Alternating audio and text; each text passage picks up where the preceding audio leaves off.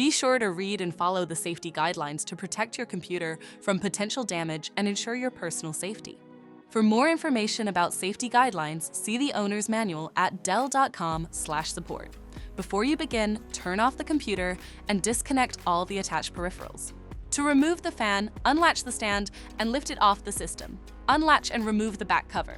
Identify the system board shield and remove the 6 screws. Lift the shield out of the system, identify the fan and disconnect the cables.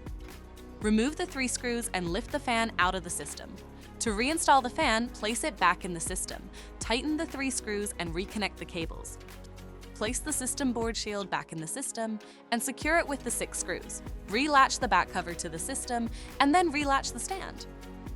For more information about your Dell system, visit dell.com/support.